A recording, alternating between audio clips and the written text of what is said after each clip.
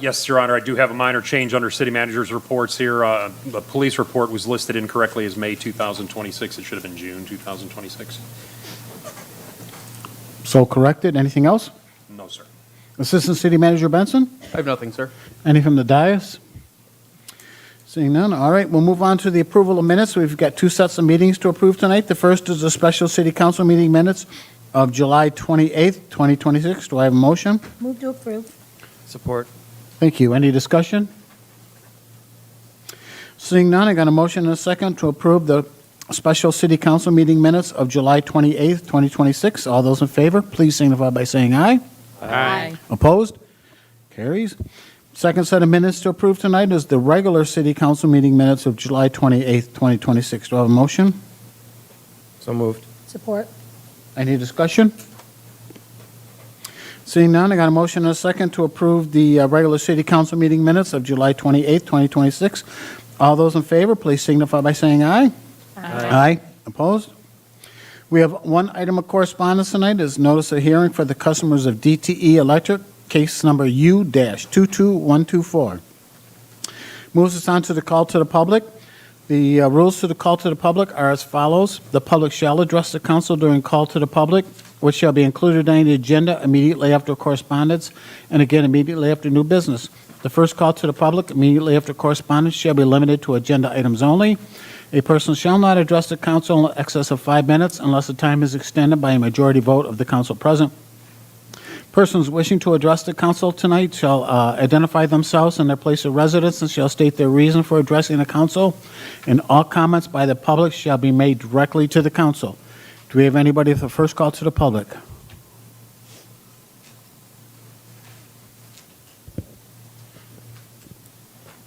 Good evening, Mayor and members of the council. My name is Roy Madsen, and I live at 1402 Trailside Boulevard. I am showing up here tonight after learning of the new lawsuit the city faces this morning. I am here with a heartfelt thank you to the council. Thank you for holding the line, standing by our side, and unanimously rejecting the data center waiver, even when the pressure of a lawsuit was always waiting in the back. When we look at the lawsuit filed against our city by Wixom Industrial LLC, who are backed by the massive Sandstone Group real estate firm out of Missouri, we see it for exactly what it is. It is textbook corporate bullying. They expect a small city to fold the second a massive developer flexed its legal muscles. They thought that they could step on us, bypass our moratorium, and force their massive 3-building campus right next to our neighborhoods without our accountability. Your vote proved that our local government cannot be bought, intimidated, or pushed around. By putting our community's health, safety, and welfare first, you gave us hope. This lawsuit is not just an attack on City Hall, it is an attack on our community's right to protect its own backyard. It seems that the developers, real estate agents, and lawyers, a part of their team, underestimated the strength of this council, and they deeply underestimated the resolve of the Wixom residents. This community is united on the data center concerns. We are watching, and we completely back our city council. We are a small community trying to raise families. Thank you, council, for your courage to say no. Stay strong, keep fighting, and know that the residents of Wixom are standing right here next to you. Thank you. That is all. Thank you.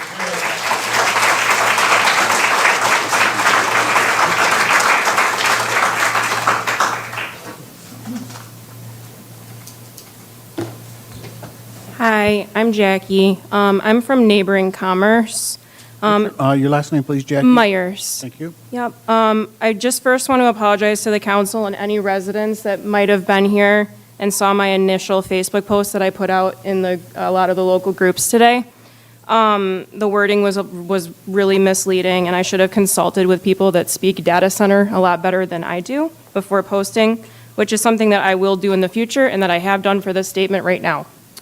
So I want to acknowledge all of the hard work that went into the current draft of the ordinance. It's very clear that every word and line has been carefully considered and reflects a ton of effort to ensure that Wixom's ordinances are as up to snuff as possible.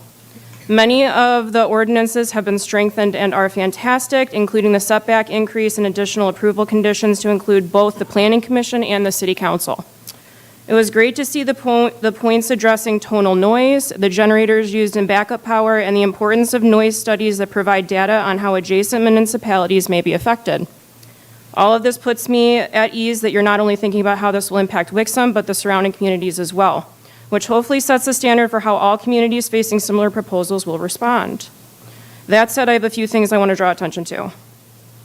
For the electrical demand statement, it's great that you're looking for and ensuring that the maximum electrical demand is independently verified, but these changes eliminate data points that would give a more comprehensive picture. And then there's the cooling and water use plan. I think you struck the line items regarding the plan for testing for bacteria and harmful chemicals, hoping that holding it to the applicable local, state, and federal laws and regulations would be good enough. And I hear you, but I want to caution against relying solely on that, as those can be quite broad and remove an opportunity for increased transparency and local control. Ensure that the developers outline a specific plan for water testing so that they can be held accountable to it. I'm also nervous that the water system emergency section was removed because I think it leaves a weak spot in the event of a water emergency or interruption, which we have been seeing increasingly here in Southeast Michigan. I agree with everybody that has spoken thus far for the opening statements here, as well as the previous meeting. But I'd also like to point out that regardless of whether a data center happens here or not, one of my points that I made last time, which I will reiterate now, is that for every stone the developer or any of those under their power move, they are going to add that as another portion to a bill against the city if they try to sue. It's better to deal with this now than it is to wait till they get so far down the road that you won't be able to face the eventual avalanche of financial and legal power that comes behind having enough money to wipe out a small town like this. So stick to your guns, listen to the people, and at the end of the day, it's not just us that are dealing with it. It's going to be the next 3-4 generations or longer, just like those in Flint or any other place where they want to destroy, well, not destroy, but make use of public natural resources without any regard to future implications to the citizens that might partake in them. Thank you. Thank you.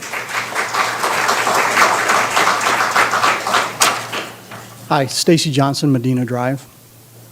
I think the citizens of any community should have a voice in what businesses are allowed to construct buildings and do businesses in their community. I think the council has the best interest of the community at heart, and from what I've seen, you guys are defending our rights, so I would encourage you to vigorously defend the lawsuit. I think it's clear that the citizens here do not want this data center.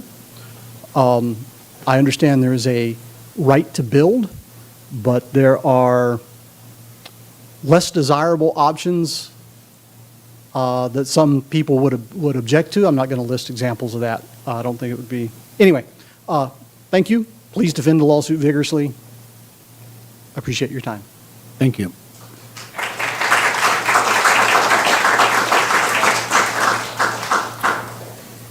Do we have anybody else for the first call to the public? Seeing none, I'm going to close the first call to the public and move on to city managers' reports. We have 2 city managers' reports tonight. The first one's the fire report from June 2026. Any questions? All right. The next report is the police report from June 2026. Any questions? All right, seeing none. We're going to move on to the consent agenda. All items listed under the consent agenda are considered routine by City Council and will be enacted by one motion. There'll be no separate discussion of these items unless a council member so requests, in which case the event of the items will be removed from the consent agenda and added to the regular agenda at the end of unfinished or new business. Do I have a motion? I have a question. Oh, go ahead. For consent agenda item number 2 for the police academy, I had a question for the chief about that. Maybe we can move it out, or we can ask him now, whatever. We can move it to number 2 under unfinished business. Perfect. Thank you. You're welcome.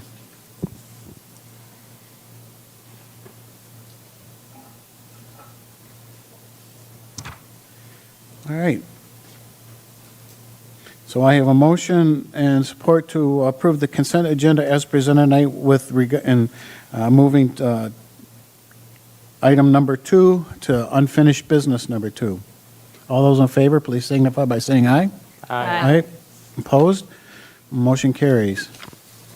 Moves us on to unfinished business number 1, and that's an introduction and first reading of an ordinance to amend the Wixom Code of Ordinances, Title 18, amend Section 18.09 Industrial Districts, Section 18.09.020, Schedule of Uses to address the permissibility of data centers in the M1 and M2 zoning districts, amend Section 18.09.040, standards applicable to specific uses for to provide specific standards for data centers and uses in the M1 and M2 zoning districts, and amend Section 18.24.030 to provide definitions for data centers based on the revisions provided by the City Council on July 14, 2026. Do I have a motion? Move to approve. Support. Thank you. Assistant City Manager Benson. Thank you, Mayor. Good evening, members of City Council and members of the community who've come out tonight. This presentation will feel and look somewhat similar to your, and just for the benefit of everyone in the audience, when we talk about zoning ordinance, what we can and can't do, zoning regulates specifically land use. Any ordinance today applies to future projects, not just a specific proposal. So when you all are creating zoning ordinances, you are looking at the entire city, not any specific situation. It also needs to be clear that the Michigan Zoning Enabling Act prohibits cities from exclusionary zoning. So unfortunately, we do not have the ability to, overly restrict. So the city is required to allow somewhere with appropriate restrictions for most types of uses. And so a balance really needs to be struck between the compatibility of any specific use, whether it's a car wash, whether it's a data center, whether it's retail, whatever, residential, whatever it is, between compatibility and feasibility. These regulations should mitigate any impacts on surrounding properties while allowing a reasonable opportunity for development. That's really the standard that communities get held to when determining the reasonableness of ordinances. That all being said, public concerns are an important part of the process, and we've been very fortunate to have a lot of members of the community participating in this process. And so all of these factors, both the technical sides, the specific data and information that's been studied over all these months, all these pieces come together as you all make your decisions. Just to rehash what happened at the Planning Commission meeting, that was the first time we had a couple hundred people there. Planning Commission ultimately recommended the ordinance to you with some modifications. Specifically, they removed that at the previous versions of the ordinance had allowed for data centers as a special land use in IRO zoning districts along with M1 and M2. The IRO sections were struck and the minimum residential or the minimum setback was set to 1,500 feet. And this is just kind of a summary of some of the kinds of comments that we got at that time. I won't walk through the entire thing. Ultimately, a lot of similar comments were given to City Council when you first had your first reading on the 14th. And as I mentioned, the adjustments recommended by City Council, which are included in the meeting minutes and in the agenda packet for tonight, were incorporated to the best degree we felt like we could in the ordinance that you'll see tonight. So with all that in mind, I'll kick it over to our planning consultant, Mateo Passalacqua, to kind of walk through the nuance of what this ordinance says. Good evening, Council. Mateo Pasalacqua, Carlisle Wortman Associates. So as Mr. Benson had indicated, we've had a few meetings to get to this point, and based on the first reading that Council conducted a month ago and the direction that Council provided as to some proposed edits, I'm going to go through a few slides here showing what we changed. Again, it is not my standard MO to read word for word. However, just to ensure that there's nothing lost in translation, I will read the changes to you, and then we'll be able to discuss afterwards. So in Section 2N, the Planning Commission shall review and approve any proposed data center site plan and application during a public hearing. The Commission will then recommend approval, conditional approval, or denial to City Council. The Commission may also table the special land use application if they deem more information is needed to review the proposal. City Council will review the special land use, site plan, and planning commission recommendation during a public hearing and approve, conditionally approve, or deny the special land use. A data center site plan will come to council for ultimate approval, conditional approval, or denial. 2N1B, applicant shall be required to provide a maximum electrical demand statement, which will be independently verified by a third-party consultant selected by the city and at the expense of the applicant.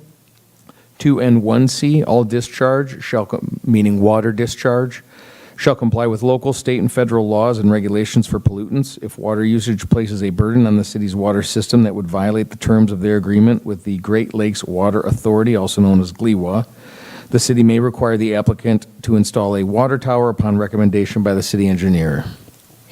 And I did just want to add one additional note. I know there was a lot of conversation about the emergency, water emergency regulations. And I did just want to point out, while there's nothing specifically included in this ordinance, the city's water service system ordinance under Chapter 13, specifically 1304.080, already authorizes the city to be able to, actually, I'll just read it honestly. If for any reason the available supply of water is insufficient or threatens to be insufficient to supply the total demand of the water distribution system, the city manager and/or the director of public service may regulate, limit, or prohibit the use of water for any purpose. Such regulations shall restrict less essential water uses to the extent deemed necessary to assure an adequate supply for the essential domestic and commercial needs for firefighting. Within 24 hours of such determination, the city shall cause the regulations to be posted at city offices and publicly announced by means of broadcast or telecast by the stations with a normal operating range covering the city, and may cause such announcements to be further declared in newspapers of general circulation when feasible. These regulations shall become effective immediately after posting at city offices. I just wanted to make it clear that while it's essentially unnecessary to roll such restrictions into individual uses, we do have those levels of protection. The city also, because we maintain our own wastewater treatment facility, we do have a very robust set of requirements that we are required to meet for our own discharge permits through the state and federal requirements, but our own regulations to that effect. So while there may be less references in this specific set of ordinances, I just want to make it clear that in general, for all uses, not just data centers, but across the board, we do have relatively robust regulations. And again, we can kind of go through the nuances of those if and when we need to. But more importantly, any application for any use, specifically heavy industrial uses, they've got to be able to meet these standards. So I didn't want, I wanted to make sure we covered that part of it for the benefit of you all as well as the community. You go to the next one. So for Section 2N1D, noise standards apply to applicable properties that are in adjacent municipalities. 2N1D continued. Just as a preface, there was some conversation about establishing some different types of noise standards. The ordinance had originally used like standard maximum sound levels in dBA and dBc, but there was also some conversation about utilizing an ambient style standard. So 2N1D was modified, whereas in Table 1, which refers to the set dBA and dBc noise limits, Table 1 provides sound level limits that are categorized by groups including residential, VCA, schools, places of worship, parks, recreation areas, and overnight hospitality zones. Should the post-construction sound study noise levels be greater than the limit shown in Table 1, sound level standards for that table shall apply. Should the post-construction noise levels be below the limits of Table 1, Table 2 standards shall apply. Table 2 outlines noise limits based on the existing ambient sound. So one kind of defers to the other based on what the ambient sound studies say. 2N1DA-NB requires the sound level measurements for both the pre and post noise studies to be taken at the nearest intermediate and furthest receiving property lines for all use groups in Table 2, utilizing a 360-degree format per ISO 3744. 2N1B-1DB3, manufacturer-provided octave band noise source data is required for all specific models of equipment proposed for the project. 2N1DC, a post-construction sound study and test confirming adherence to noise standards will be required prior to the issuance of a temporary or full certificate of occupancy. 2N1E, only Tier 4 or higher efficiency generators may be used. Noise limits established in the ordinance shall apply during temporary or emergency power outages. Text amendments, my apologies, to Section 1809040 continued. 2N1H, a plan describing the procedures for facility shutdown, removal of equipment, and securing the site is required. Site improvements may remain after the site is vacated so long as the site is secured and maintained in compliance with applicable property maintenance codes. 2N1I, no on-site nuclear power generation is permitted. 2N2A, the setback for mechanical equipment, including generators from residentially zoned or used properties, as well as any school, park, place of worship, is now 2,640 feet, in parentheses, 1/2 mile, and we have a visual for that at the end of the presentation. 2N2D, cooling water being discharged into the city's wastewater treatment system shall meet all applicable local, state, and federal laws. 2N3, any required on- or off-site infrastructure, utilities, public safety, fire, and/or public works improvements or equipment to address the impacts of the development as determined by the city shall be provided by the applicant at their sole cost and documented in a development agreement.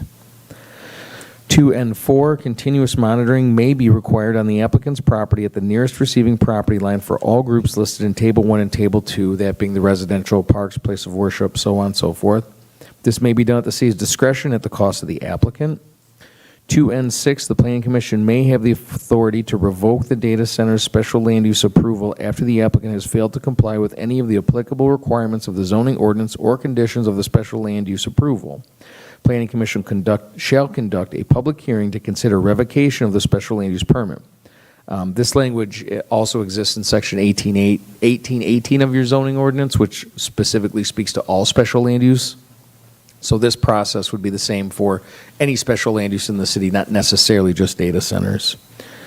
Planning 2N7, Planning Commission and City Council may impose reasonable conditions to mitigate impacts on surrounding properties and public services. These conditions shall be recorded in a development agreement and recorded with the county. That, again, is pretty standard special land use language that allows some subjectivity or flexibility in considering the context of a development and whether or not there's special regulations, reasonable but special regulations for that proposed use. So the next slide, this shows the 2,640-foot setback from residential, park, places of worship, VCA zones, recreation, and hospitality zoned or used properties. So again, if anything it's harder to see, but parcels in red, anything adjacent to a residential district is automatically prohibited from development of a data center. And then any portion of a parcel covered by the aqua shading would not be eligible for data center development or equipment. If a parcel is half in, half out, the part of the parcel that's half out would be available for placement of data center infrastructure. The portion of the parcel shaded would not.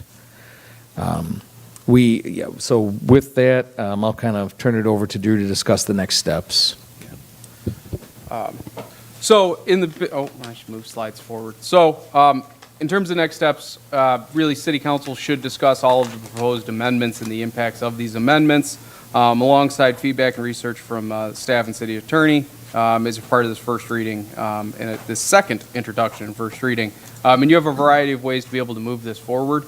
The one other thing I will note is that while we did not include, and we're happy to talk about to the extent that we can, the pieces that were recommended but were not included. As an example, right, our ability to regulate DTE electric rates, we can't. Things like that, we can certainly talk about those. But the other thing is there are a couple recommendations that were included in this that, we do have some concerns about and are worthwhile to have additional conversation about as part of this meeting.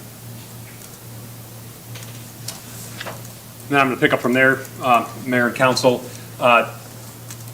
There's a listing there of the next steps, and we're talking about approving it as it stands or modifying it, and we're suggesting that we modify the zoning amendment ordinance in a variety of ways. Most of it is technical language. There are some things that will be impactful from a standard standpoint, and I'm just going to walk through the different changes that are being recommended here.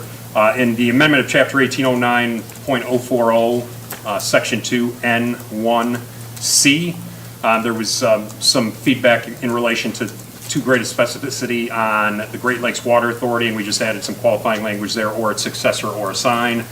And then secondly, just below that, an additional piece of language that says, or other improvement besides a water tower, so it'd be water tower, comma, or other improvement as determined to be necessary to mitigate impacts on the city's water system as being a change that we would recommend as well.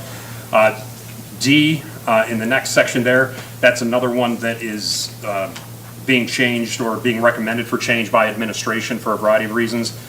This change is one of the ones that would be potentially more substantive, depending on what you consider we had discussed previously. We talked about Table 1 or Table 2.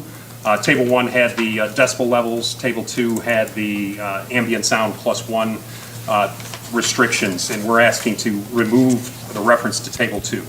And there's a couple of reasons for that, and that kind of trickles on to the next page of the ordinance, where it talks about baseline ambient sound levels and more information that includes Table 2 there.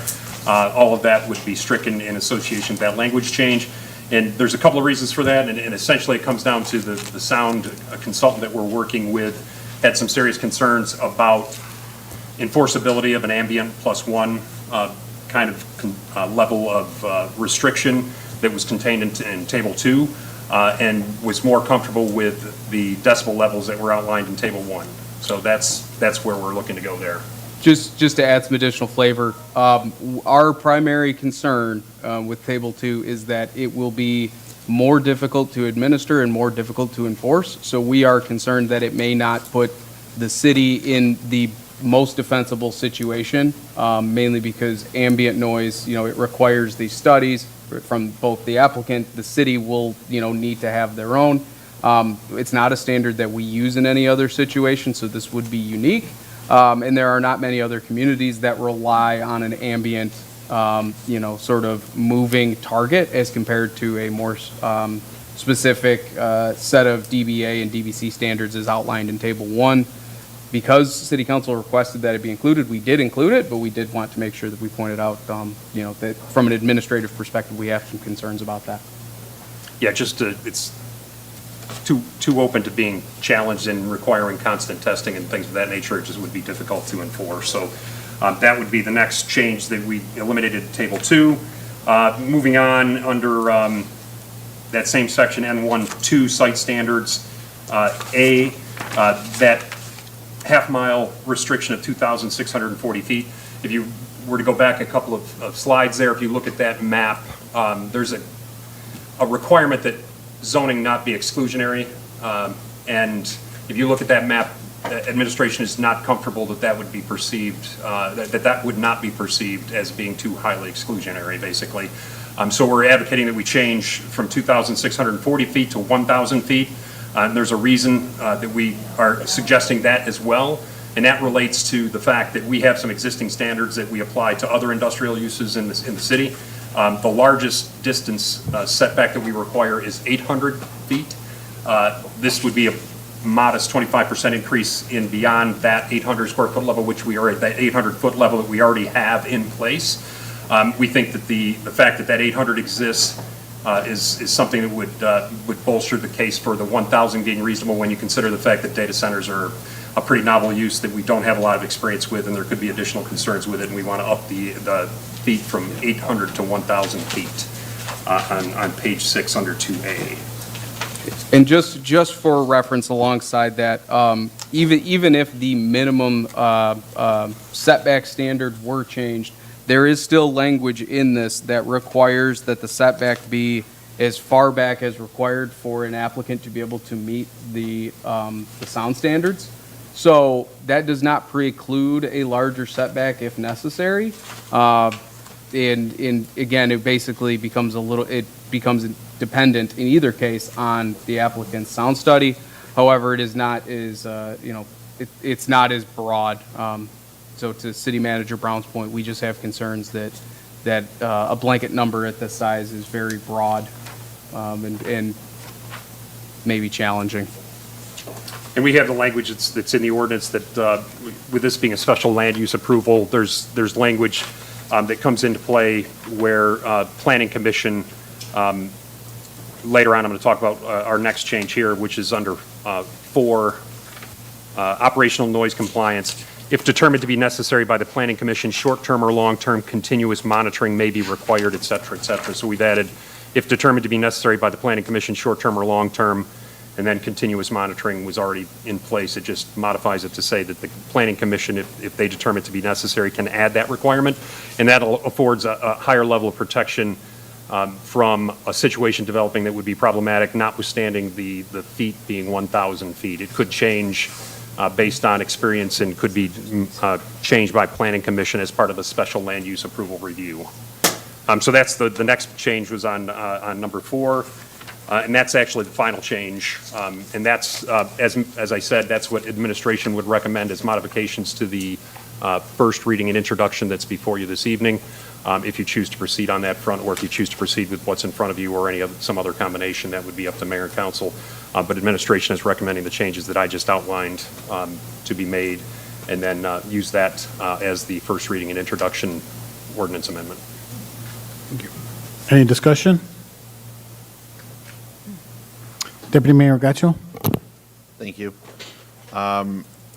So I have a few questions and I guess clarifications from what I had originally said at the last meeting we discussed this. I do appreciate the attorney reviewing everything and the planning consultant working with them as well to see what was practical and legal of what I said, because I know I said a lot last time. When it comes to the setback, I think it is important to consider that the residents they don't just care about the sound, and we've heard from that. They do care about the sound, but we've also heard any potential pollution from generators, and we know that data centers can use a lot of generators, and that's a very well-founded health concern that people have. So I get concerned about where we go to when we only consider sound. Yes, sound is a part of it, and we will have sound standards, but it is not the only reason for the setback. The health and safety of the public and our residents should also be considered.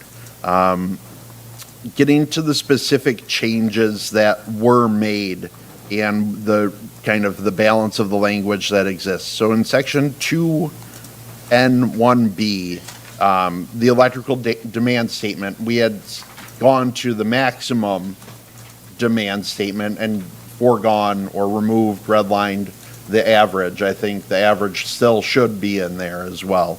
The point of what I had requested last time was that we get an exact, not an estimate, or something with some leeway if it is an estimate, but they can't say barely none, oh, we guessed wrong, and then have something else. I do appreciate your comment about the DPW director or city manager being able to determine water emergencies and what happens then.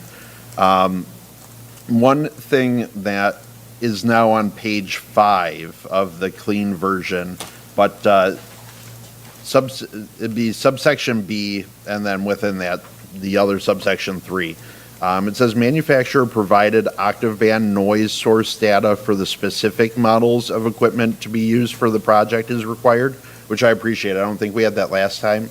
The other part of my proposal was that the only equipment that can be used is equipment that has manufacturer provided sound output. And that's something specific that other developments have run into is equipment was used that had no manufacturer provided sound output. So they didn't, like, their sound estimates were a guess because the manufacturer didn't have any actual information to provide. Can I, if it's all right, I'll try to help with some questions as we go. Yep. Specifically as it relates to the manufacturer-provided octave band noise. Duly noted on your point, I could potentially argue in the benefit of the city that because that information is required, if they're unable to provide it, then that is not, that could be a reason for denial or a reason to be able to not move a project forward. So that may be in the benefit of the city to, we're specifying what the standard is. You have to give us this, and if you can't, then you either need to switch to some other type of, equipment, or it's grounds for denial. I would just prefer it's explicitly stated rather than left open to interpretation when we're all not on council or on planning commission. Because ultimately the end result of what you just said is they have to change equipment, and I think it's better if they just know up front when they're selecting what they want to use that it needs to have manufactured or manufacturer provided sound information. The next section was section 2 and 4. There was, when we talk about the monitoring and continuous monitoring, and I know that even changed, but the phrasing on it says, it relates to where the testing should be done, says on the applicant's property at the nearest receiving property line, which are two different properties. So I guess I was confused about that or wanted that to be clarified, that it should be the nearest receiving property, not the applicant's. The problem with that is that we cannot legally require somebody to go onto someone else's property. So we had to write it in a way that they're putting it on their own property, but right on the line. Okay, so on the applicant's property at the nearest receiving, is there any way to, I guess, clean that up? Like, Yes. speak about the direction of where it is? You understand what the intent is, so we'll Yes, tweak it to get. I understand that. Yep. Yep, thank you. Okay. The last thing I think I had in my notes here was the public hearing for a notice of violation. It was mentioned, or it was, the language was added, but I didn't see a timeline for how quickly that public hearing would occur. Can we add in a maximum amount of time that a hearing would occur and when they would have to present, or are we not allowed to do that? Well, there are functionally two separate things with that. One, staying in, using similar language and references back to section 1818, so maintaining the same standard for the public hearings that are required for potential revocations of special land uses. So it is good to, kind of maintain the same standard or not have a different standard for one specific type of special land use. But the other thing is ultimately the city is the ones who are determining the timelines for it. As it relates to public hearings, the minimum would be the required 15-day notice period as specified by the Zoning Enabling Act. However, it may not be in the city's best interest to, set. So just as an example, let's say you set it at 30 days. Well, what if between the date of getting a complaint and the date of, setting a public hearing 14 days later, so 30 days total? It can get a little complicated and could put the city actually, in a difficult position or rushing to put together that. So I think because we control the hearing process, we set the dates. I don't know that that is necessary. I don't know that it's a benefit to the city to sort of shoehorn yourself. I think you need to meet the Zoning Enabling Act on that special land use hearing. That is a statutory requirement, the public hearing for a special land use. So the 15-day notice is the bare minimum. But again, the time between, assembling the complaint, putting together, the package of information, whatever, there's some time that goes into that, and it's really hard to say ahead of time how much time that takes, for us to be able to put together the right information, let alone, meeting the applicant's due process, legal requirements. Would we, I mean, if we have everything prepared and there's a 15-day notice, is it allowed to be day 16 then? Yeah, oh, yeah, that's what it would be. We would put it out no less than 15 days in advance. It could be more, but yeah. All right. It was just my concern that it would drag on. People are going to listen to a screeching noise and we're going to be dragging our heels, or they're going to try and push back and say we need more time. Like, that was a concern, of setting a limit for when it absolutely is going to happen and be remedied. So the timing is at the discretion of the city. So the only slowdown would be ourselves. And if we have people that are living next to a screaming facility, I think we're going to be pretty motivated to take care of that as quickly as possible as well, so. Okay. And then let me just double check, but I'm good for now. Good for now. Thank you. Councilmember Simmons? Hi, thank you.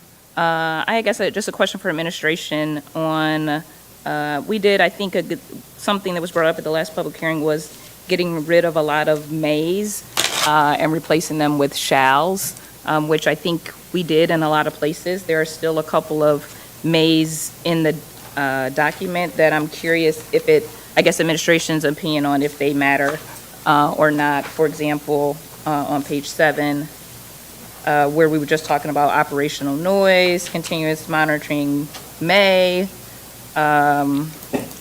Should that be a shall, or is there an opinion from administration on that? Yeah, our opinion is, and I know that specifically has been a hotly debated topic, because we do not have that provision in any other circumstance throughout the city. It is a relatively cumbersome and burdensome requirement, and there's a million ways that this particular use, again, this use could apply to anything from reoccupancy of an existing facility to new construction.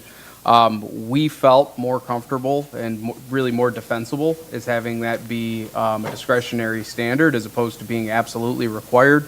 Again, because that is not done, I don't think we've seen any other ordinance do that, so it would be a very novel and very, cumbersome standard that is potentially challengeable or likely challengeable.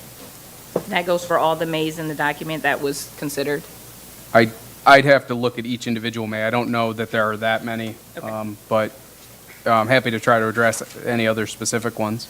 I just noticed 3, so if it was reviewed by administration, then. We'll go back over it again and make sure that we can talk about the 3 that you're citing, just make sure we have the 3 in particular, and make sure that there was a legitimate concern that caused Sure. that change, or else it was an oversight. If it was, we can change it. Thank you. Councilmember Kennedy? In the same section, very minor one, where it says audits shall be created by a third party at the cost of the applicant, can we add something in there that the third party is chosen by council? I don't think we can do that. Or city? For the city. How about the city? Administration. I just don't want it to be where, yeah, the audits are created with our guys that did our testing, and now, of course, our audits are good. Yeah, no, I So- get your point. We can't You don't audit your own for the financials. city. I Or no, for the applicant, you mean? We can't do consultants for that. We would need to do a little research. That may be difficult. We may not be able to specify specifically if it's at their cost as well. We may not be able to say, and you have to use our specific person. Now, keep in mind, if we get to a point where we're auditing, noise standards or, any of those things, ultimately our own consultants are going to be involved in the review anyways and really helping us reconcile, whether we agree or whether we're going to challenge. So, yeah. We may be able to put in some language that says that they provide the audit, we could have it independently verified. Okay. We can look into that type of language. Just as long as it's not completely with them. Thank you.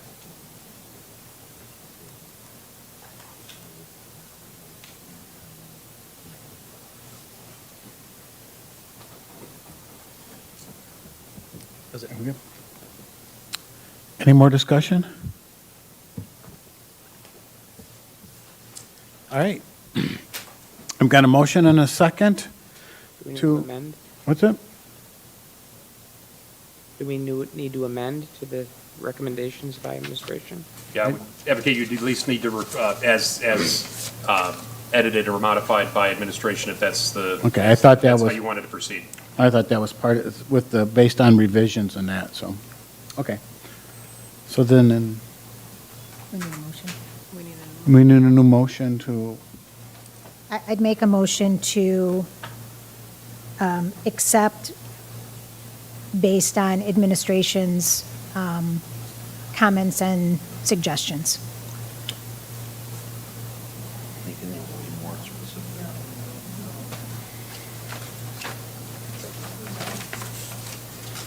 So the language says amend,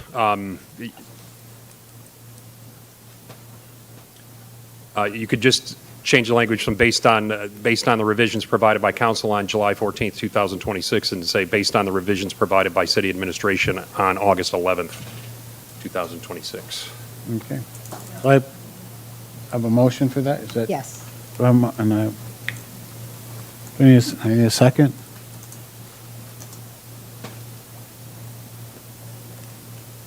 For it. Thank you. So I got a motion and a second. Go ahead. Discussion? Thank you.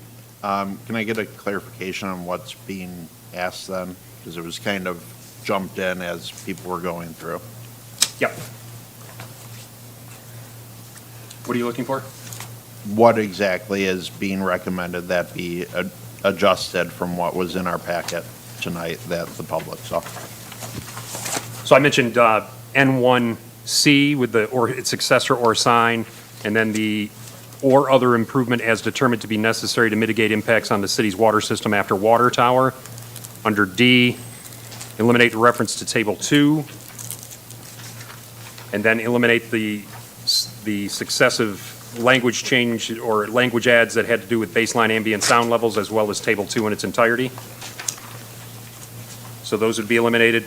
Onto 2A, changing 2,640 feet to 1,000 feet and eliminating language at the end which says as well as within the distance of any school, park, place of worship's property line. That is also suggested for elimination by administration. And then under 4, operational noise compliance, if determined to be necessary by the planning commission, short-term or long-term, comma, and then that's in front of the continuous monitoring. So that would be the language add there. And then that is the last change. And you could also make reference to, there were a couple tweaks brought up by city council members. That could be a part of your motion as well. You could make that now if you want, To or direct us to incorporate the minor modifications suggested by city council. As referenced in the August 11th. also referenced at the August 11th meeting, right? So you could say based on revisions provided by administration and suggested by council on August 11th, 2026, if you wanted to incorporate that. Okay. And the suggested changes by council. Administration and council. We still second that? Yes, I Okay. second, yeah. Okay. Does that answer the question for the Deputy Mayor? It does. Okay. I understand the majority of the changes. I don't agree with removing Table 2, and I understand there aren't a lot of communities using ambient levels, but I don't think that should prevent anyone from thinking outside the box when it comes to things. And that's the biggest feedback, not just from all of the data center discussion, but from COVID. People want to spend more time outside. Like, people are reclaiming their right to enjoy their lives and their communities. And I think the old way of thinking about standards needs to change. It's kind of like we can't require that they completely remediate the property after they leave. That's illegal because of state law. But at the same time, the old way of thinking is come in, pollute our land, we'll give you a tax incentive. Not just them, Ford did it, we'll give you a tax incentive. Then after you leave us, we'll give the next people that are going to come in and develop on your land another brownfield tax incentive to clean up. So everybody's just polluting, getting tax incentives, polluting, developing, getting tax incentives. a lot of this needs to change. It's not up to us, unfortunately. It's up to state law to change that kind of stuff. But we need to start thinking differently about our standards. I think reference to ambient should still be in there. If we need to address it in the future or refine it, then great. But I think it should remain in there. The biggest headache, though, as I already mentioned for me, is the setback change or the proposed change. To me, it doesn't just come down to noise. It comes down to the health and safety, and there are health impacts and studies that show that generators pollute and cause adverse impacts in humans. So to me, that's what it boils down to. So I'm not in favor of the setback change. The ambient I would prefer, but to me, it really comes down to the setback. Thank you. Any other further discussion? Please, we're running a business meeting here. Any other discussion? I understand the reasoning on the changes proposed by administration. And I appreciate all the work they did to go through this. I understand, and I think everybody here understands, we need to have an ordinance, because right now we don't. I agree that the setback requirement going down to 1,000 feet is a big pill to swallow. But I also, looking at that map, understand that 2,600 just doesn't work. So there needs to be a happy median. I'm fine with us getting an ordinance on the books this evening, so we have something to defend. But I really think we need to continuously monitor, and we're one of the first cities actually putting this through in Michigan. We need to continuously monitor what the other cities are doing. And if other cities are getting away with more, then we need to come back and we need to do more too. Well, it's already too late, unfortunately, but. So I'm fine with the changes as proposed by administration to get something on the books this evening. Any other discussion? Madam Clerk, can you read back that motion, please, that we have with the corrections and additions, please? Introduction and first reading of an ordinance to amend the Wixom Code of Ordinances Title 18, amend Section 18.09, Industrial District, Section 18.09.020, Schedule of Uses to address the permissibility of data centers in the M1 and M2 zoning districts, amend Section 18.09.040, standards applicable to specific uses to provide specific standards for data center uses in the M1 and M2 zoning districts, and amend Section 18.24.030 to provide definitions for data centers based on the revisions provided by administration and suggested by City Council on August 11th, 2026. Thank you. All those in favor, please signify by saying aye. Aye. Opposed? Nay.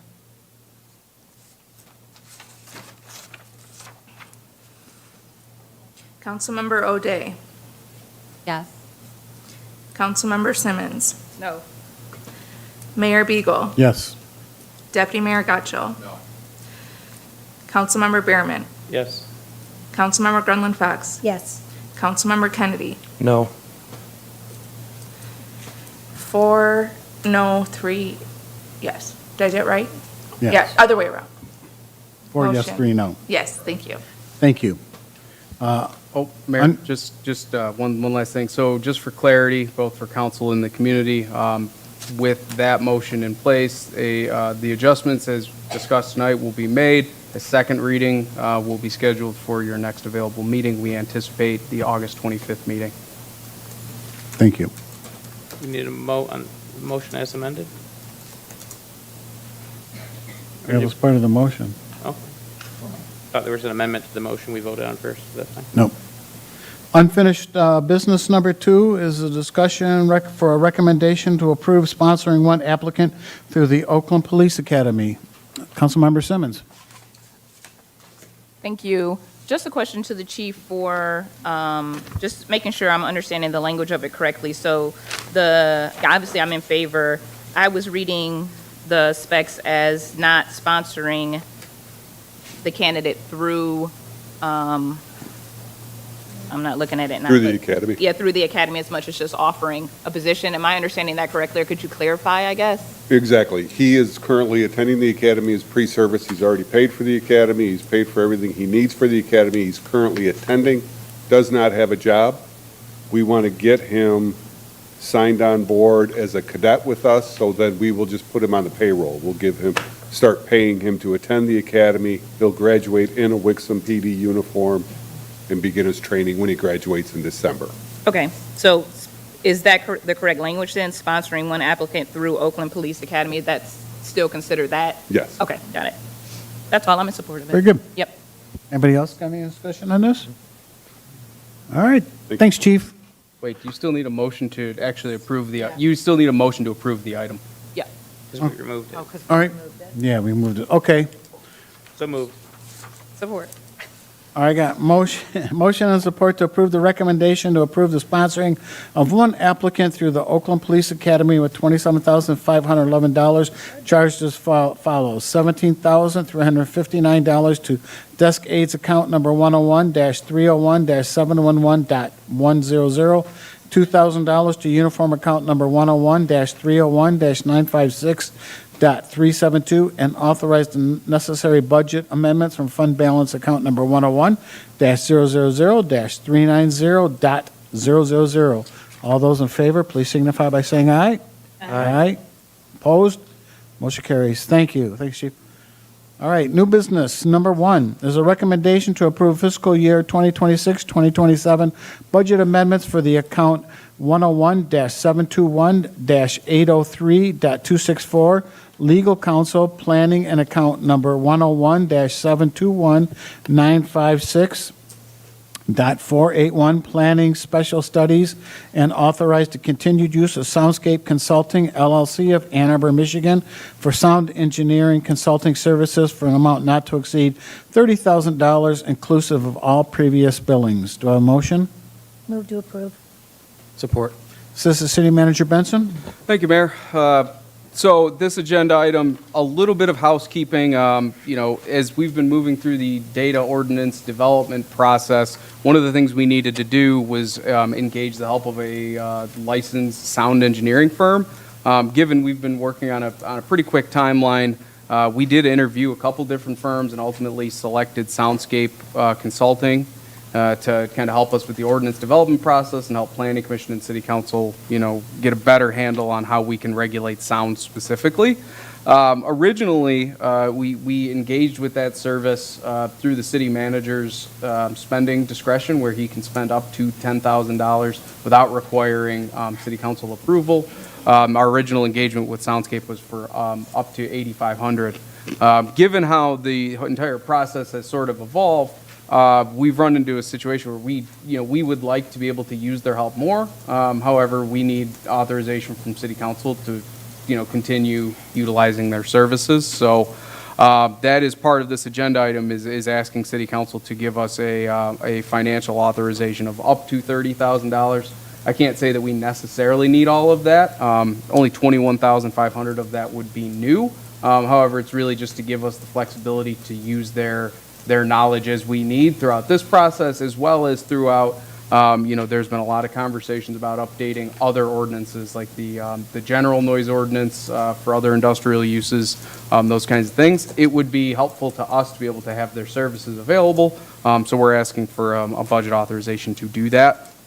Alongside that request, as a whole, the ordinance crafting process has been pretty intensive.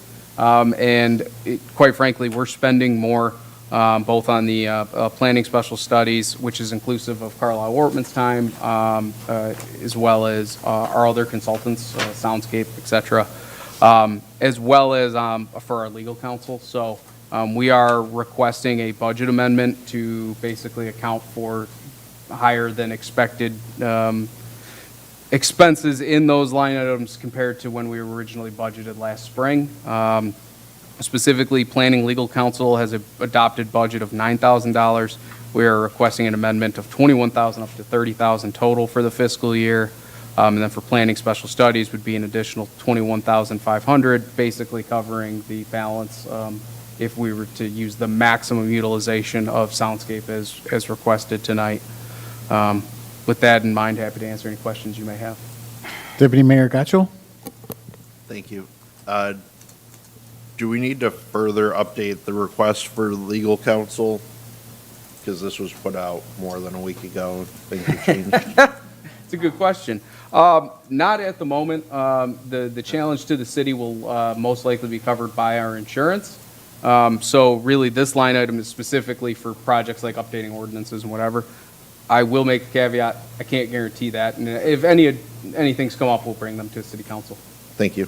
The second part relates to the ongoing sound engineering consultation services. I understand that that was handled by Planning Commission's request, but nothing really came to council about who the other options were. I mean, it was in this packet who we have been working with, but I don't know that I want to be tied to that person. I don't know that that company aligns with what we're trying to do or anything like that. So the next item is a separate a la carte sound study situation, but I would prefer that council be presented some options for an ongoing relationship with someone when it comes to drafting the noise ordinances and whatnot, because we're going to have more work with other ordinances, I believe, as well, or at least I would like us to, as we change things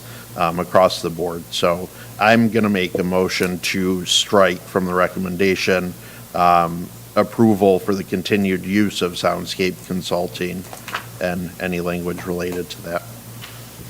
Support. All right. Any further discussion? Assistant City Manager Benson? Yeah, ultimately, like I said, we did interview a couple different firms, so we can bring you information on them. For what it's worth, we have found Soundscape. I'll admit to you, their presentations may not have always been the most well received. However, we have felt their input has been invaluable, specifically because of their experiences in other communities as it relates to data centers and industrial noise. They have a large presence out in Virginia where this is a very common use. So, I mean, at a minimum, we could certainly bring you all of the proposal information that we've gotten. However, I will say I believe it is our recommendation and preference to continue this, specifically because we already have. They're already familiar with what we're doing, so it does save us a little bit on the front side too. And if there are any concerns about, if there are specific things about this consultant that aren't working for City Council, we'd love to hear about that, and we can potentially help work with them on presenting or what other things you may need. But ultimately, yeah, your direction is our what we'll do.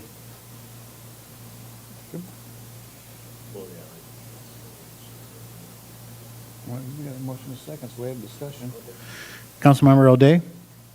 Just to follow up on that point, then, I just want to clarify, is it your opinion it would ultimately cost the city more money to bring someone in from ground zero to do some of the work that Soundscape has already done, and they are already knowledgeable of Yeah, I mean, I'm not going to tell you it's going to be an insurmountable amount of money, but there'd certainly be 5-10 hours worth of billable hours getting up to speed and kind of getting to where we are. It's not a huge amount of money, but Okay. a little bit. Any other discussion? Do you want to read your motion then, please? Sure. I had made a motion to remove from the recommendation or strike from the recommendation authorizing the continued use of Soundscape Consulting LLC of Ann Arbor, Michigan for sound engineering consultation services for an amount not to exceed $30,000 inclusive of all previous billings? Or would you prefer that we leave the previous billings in there so we can pay those? I would prefer that you leave the previous Okay, billing. so not to exceed, or we'll just leave it at, for sound engineering consultation services. Sure. That work? Yeah, we understand your intent. Discussion, Councilmember Bierman? For clarification, I guess what I thought I was seconding was the striking of soundscape. I mean, we're still giving them the $30,000 if they need to hire someone else or something. We're still making the budget amendment. We're just not saying you're hiring soundscape by this motion. That's the Yeah. way I accepted it. Yeah, I think that's how we've interpreted it. Okay. I Because you guess- still need to, you still spent 10 grand, we need to pay that. Yeah. And we're still probably going to spend more on something, whether or not it's Soundscape or somebody else. Yeah. Okay. Well, and just for clarity, the intent of this motion is that we bring you, so we would pay, I think we've already paid the $8,500. We'll have one more invoice, relatively small, for their services on the 29th. But other than that, we just wouldn't spend any money on we wouldn't use any sound engineers until we brought somebody to you, unless you're also authorizing us, if you're saying to us, you can administratively pick one of the other two. I don't think that's what you're doing. And so my interpretation is that you want us to bring all three to you in some way, shape, or form for you then. I don't know if you're going to need a sound engineer going forward. Maybe we're fine now, but you have the room in the budget.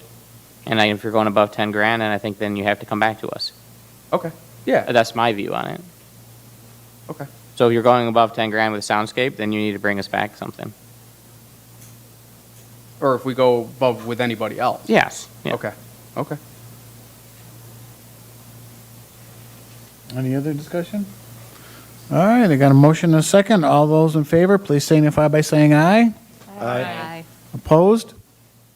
Motion carries. All right. Move on to new business number 2 is a recommendation to accept the proposal for citywide ambient noise study services from Soundscape Consulting LLC of Ann Arbor, Michigan for amount not to exceed $28,500 from Planning Special Studies account number 101-721-956.481. Approve the associated budget amendment and authorize the mayor to sign the agreement. Do I have a motion? So moved. Support. Assistant City Manager Benson. So this proposal was based on a request, based on conversations with City Council for a desire to get a better understanding of the ambient noise levels in the city as it relates to both crafting our data center ordinance, which at one point was referencing using that as one of the primary standards. But more importantly, as we considered looking at updating the citywide noise ordinance standards, it is important to be able to have an understanding of what your underlying sound levels are to help then make sure you're setting correct levels if you do make modifications. So pursuant to City Council's request for this, we worked with Soundscape Engineering to have them put together a proposal to gather data and put together a citywide noise ambient noise study for you. The details of that scope of services are included in your agenda packet. Basically, they would go around and set up both long-term and short-term sound meters at various locations that are pointed out in the proposal, and ultimately bring back a report that would be presented to City Council of, hey, here's what your sound levels are at these individual points, and how that relates to, potential modifications with other, in other ordinances or as it relates to data centers. With that in mind, happy to answer any additional questions you may have. Deputy Mayor Gutschel. Thank you. In looking at the map for site selection, it is not what I would think of scientifically. I understand like schools were chosen, different residences and whatnot, but I think at least in my mind, why I was interested in doing this was to give us a citywide kind of sound heat map. And this pretty much excludes the entire southern and commercial portion of the city. So I would have been expecting something a little bit more grid-like. And I mean, is this open to be adjusted? Can we give you power to adjust it? But I don't, I'm in favor of doing the study in principle, but I don't feel like this would be the most useful. Yeah, this certainly can be modified, and there's really two ways you can do it.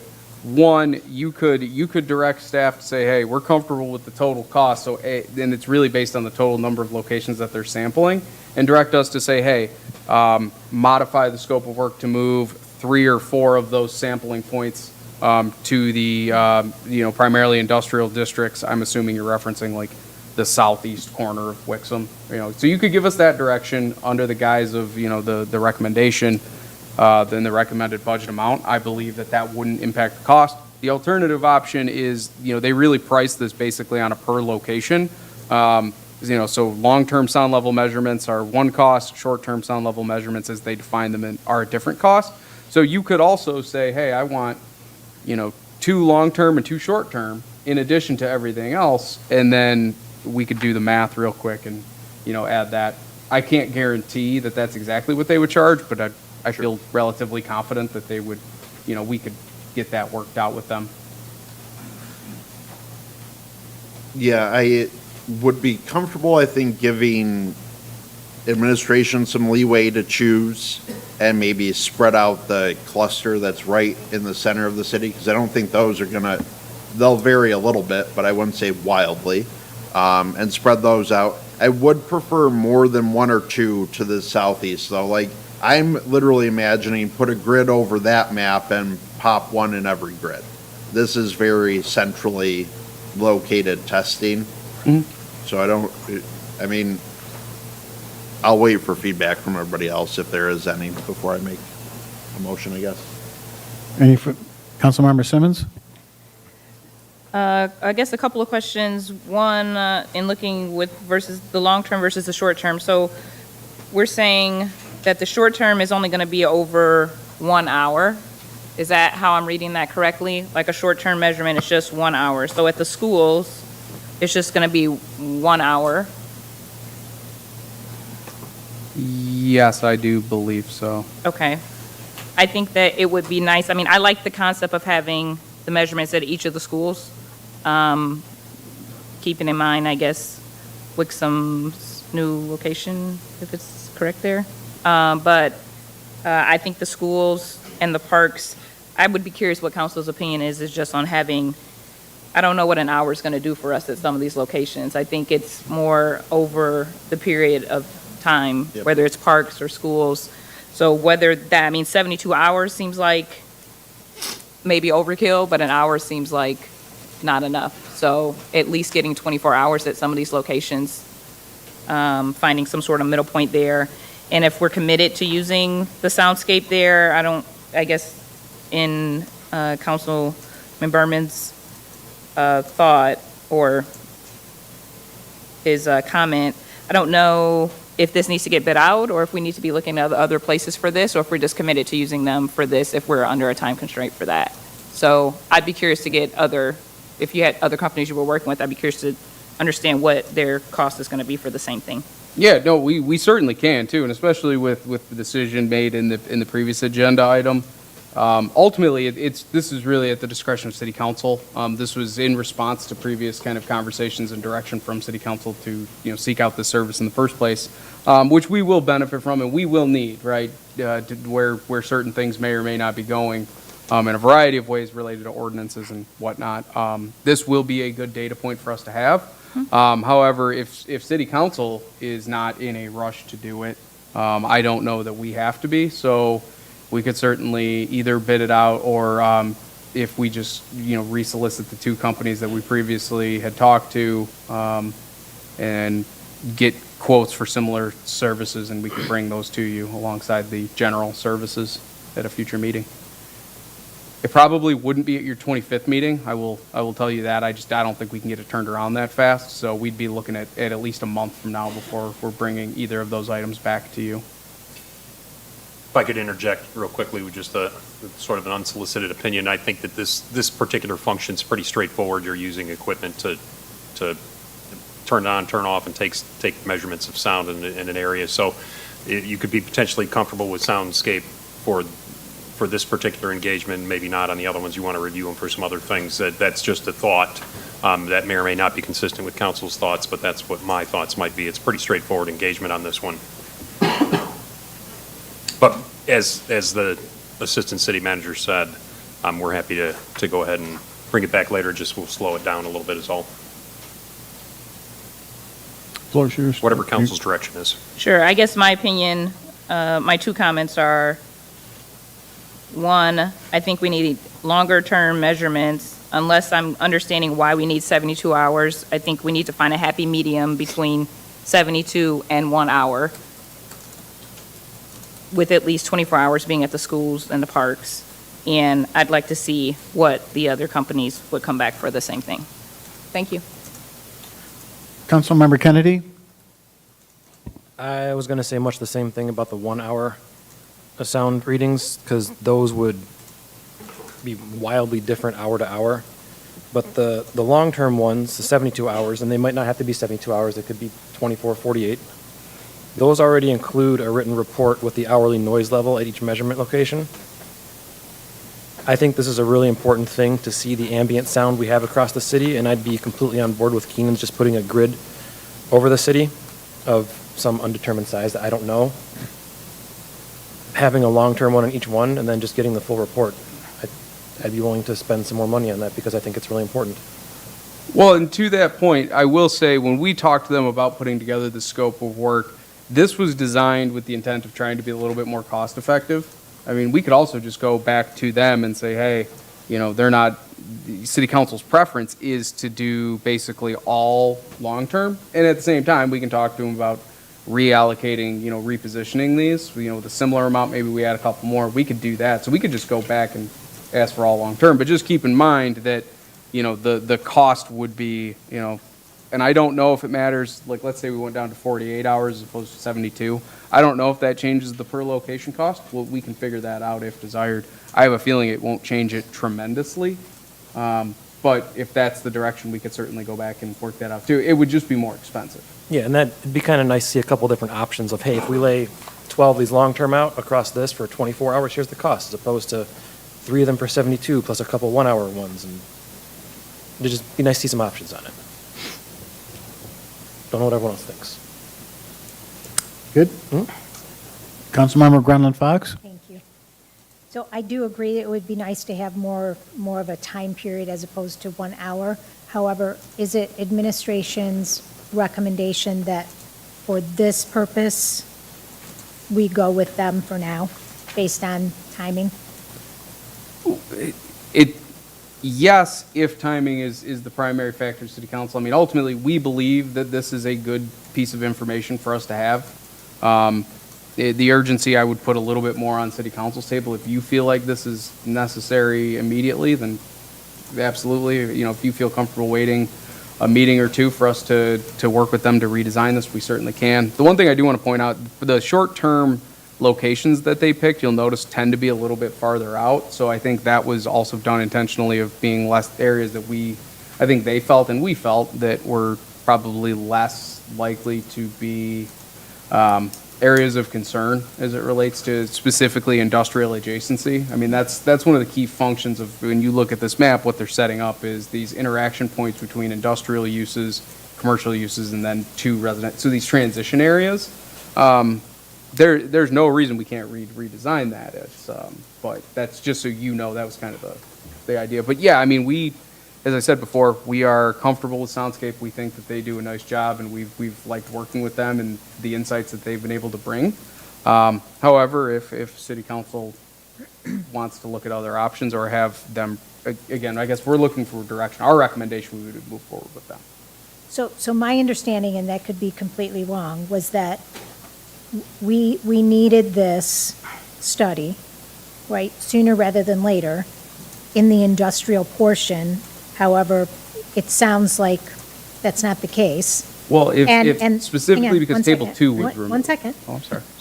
And that the area is not inclusive of the industrial district per this map.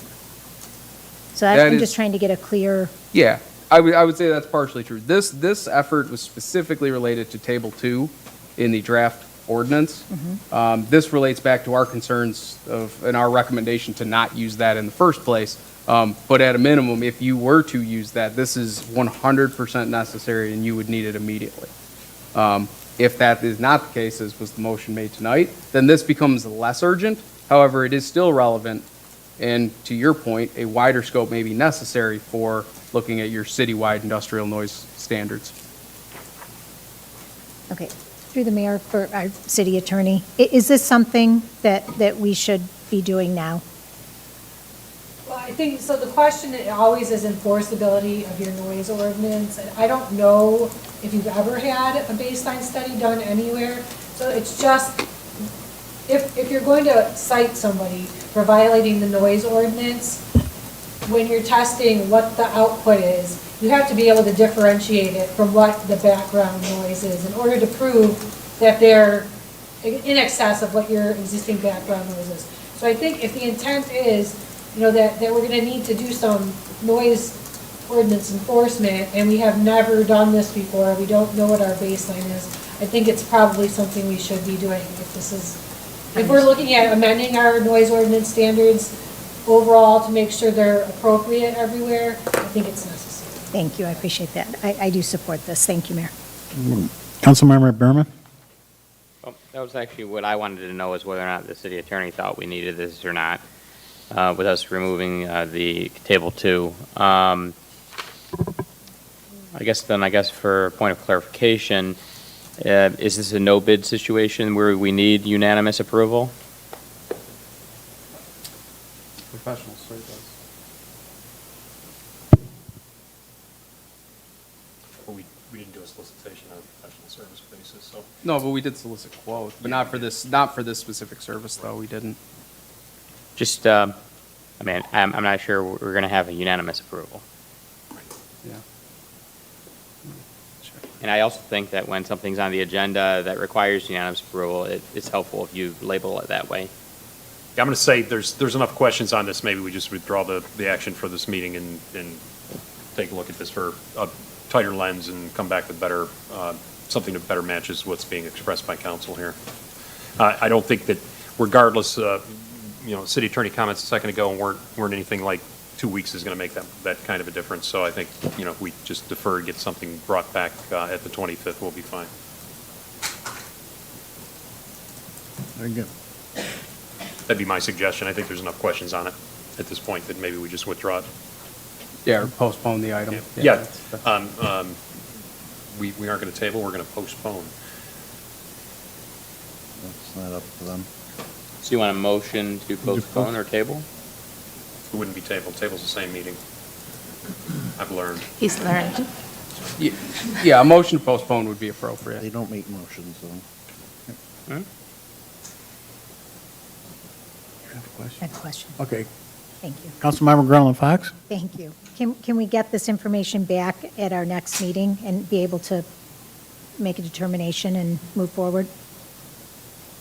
I guess it depends on which parts, and I guess that is a little bit unclear as what is the overall direction from city council. We've heard a little bit of get other quotes, we've heard a little bit of move forward with this directly. If it's as simple as clarifying the no bid, unanimous consent question, we could certainly turn that around. I could not commit to being able to get other proposals to you by the 25th. Correct. We can try, but I can't guarantee that happens. So if we're just looking at a clarification of the exact status of how this would be awarded, and then also an expansion of the services that you're looking for, making it more 24 hours and those kind of things, and sticking with Soundscape, we can bring it back on the 25th. Otherwise, if we're looking for a full bid process or a more elaborate process than we've done already, then it would probably be later than that. Okay. I would say that if this is time sensitive, we could approve this now, and for future studies, we could have a bid sent out and have that information to review. Any discussion? Deputy Mayor Gutschall? Thank you. Just trying to do a little grid over here right now. Looking at our zoning map, just trying to figure out what looks at it like a block. I think it's important that we get this started now rather than delaying it. I do agree it should be unanimous consent because we are waiving a bidding process. I feel like we get away from that wording a little bit too frequently. with that, though, maybe the better way is to adopt a recommendation that outlines a grid system or some leeway for administration, and we can add in a contingency or a different amount, like an up to amount. Is that something that would work? That way we can get started, you take our feedback, and we get something. I mean, I approximately came up, if we look at the northwest corner of the city, and Wexford Muse essentially, and I just copied it and did a grid. It's like 8 of those blocks, like from there to Charms, from the northwest corner of the city, Wexford down to Charms. It's like 8 of those tall and 4 of those wide is Wixom. So I don't know what kind of, their quote says it's 3,500 per one. What would you be comfortable with, or what's council comfortable going up with? If that's 24 on the grid system, that's quite a bit more. So, I mean, what are we looking at? What does 24 total locations, they're all long-term? 8 by 4? It'd be a lot more money, yeah. So maybe it needs to be spread out, like, that takes us up closer to 100,000. At 3,500. Yeah, so what, like, I think it's important to get away from the 1 hours, I agree with that. Our ordinance that was just voted on earlier is 48. I think that's a safe amount. I wouldn't want to see less than that, but is council comfortable setting a different up to amount and letting administration work it out? I can live with that.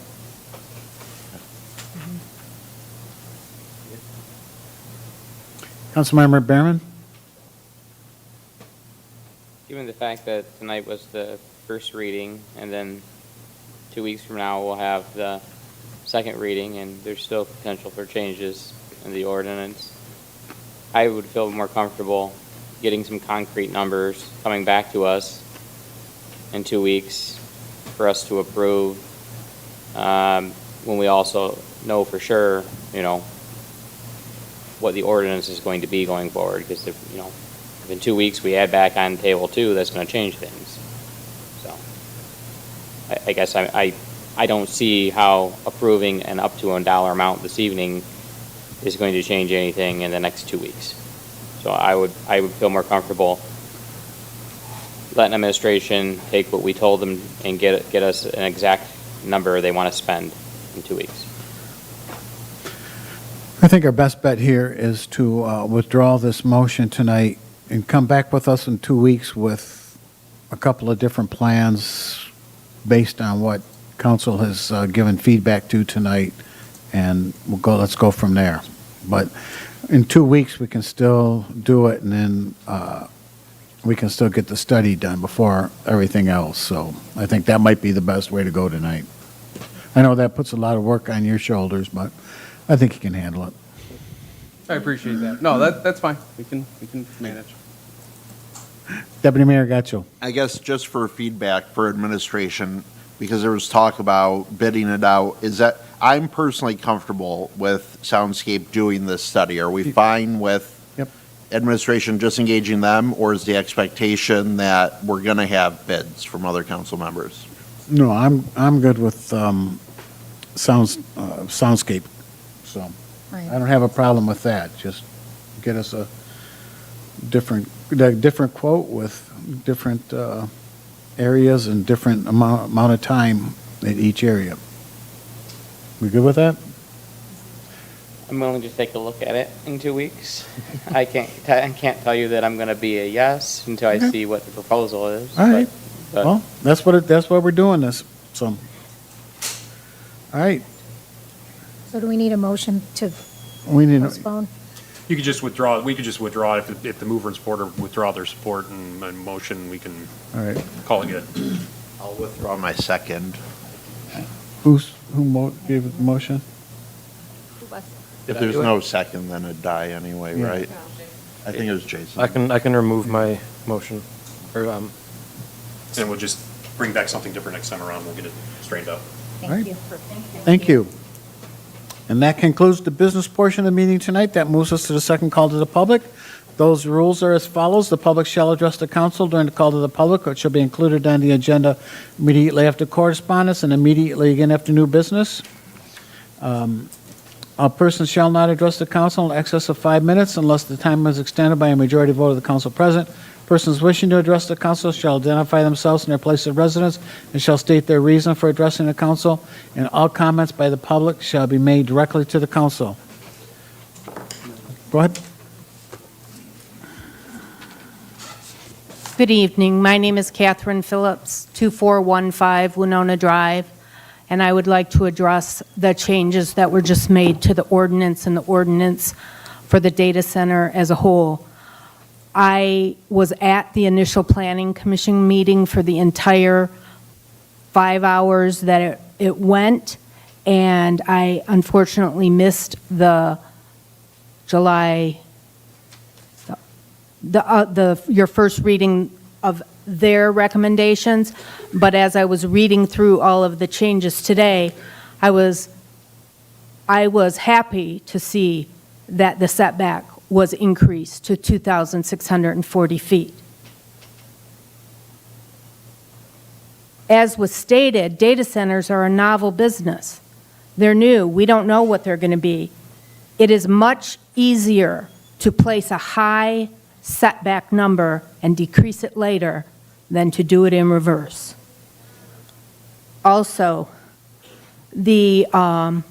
I agree that some of these changes need to be made at the state level, that ordinance, whatever committee, but part of that under key things, under the slide key things to consider, it stated under MCL 125.3207, a zoning ordinance generally may not totally prohibit a lawful land use where there is a demonstrated need. I ask you, where is that demonstrated need? Who has that demonstrated need? Is it the people of this city? No, it's an outside for-profit company that isn't even a part of this community that just wants to come in. And also, even the word need is subjective. Who determines that need? I personally thought that map looked beautiful. It put data centers clearly over into the strictly industrial areas of the city where they should be. If this 1,000 feet, which is less than the 1,500 feet that was brought to you out of Planning Commission, if that 1,000 feet is going, and I know it says don't, look at what's being considered or whatever, but we have to because it's right there affecting downtown Wixom. That new park that's being built, nobody will ever use it if a data center is built up there off of Wixom Road, Old Wixom Road or Wixom Road. It won't happen. So I was very disappointed with those that voted in favor of it because it is totally against what this community wants and what this community needs. Lastly, I'm just going to review what the city charter currently says because I don't know if everybody here has read it recently. We, the people of Wixom, in our endeavor to perpetuate safe, healthful, and pleasant surroundings for our posterity, endorse and encourage with this charter a rededication of our citizenry and representative government, a well-planned community, respect for our heritage, and the protection of the natural environment characteristic of our city. Data centers are not safe, healthful, or pleasant, and they destroy the environment, not protect it. Therefore, they do not align with our city charter. Thank you.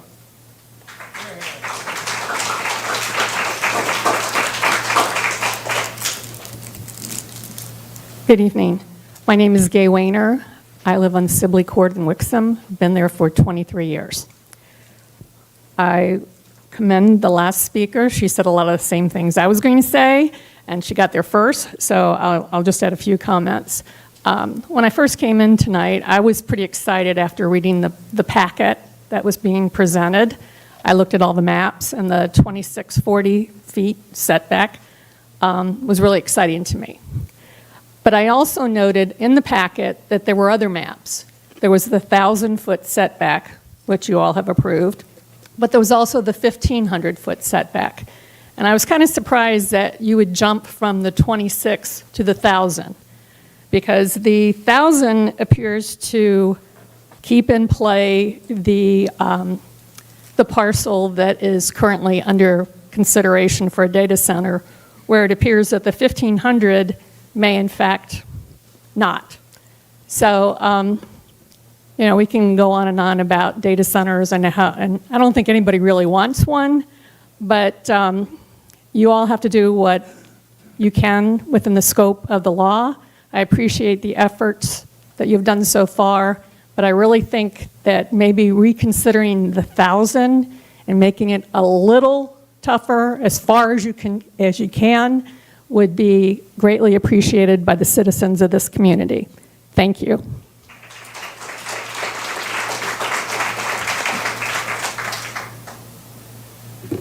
Hi, my name is Christopher Flake. I'm at 1559 Gramercy Court. I want to thank all the council members for the time, for the due diligence on this matter. Obviously, it's not a happy decision.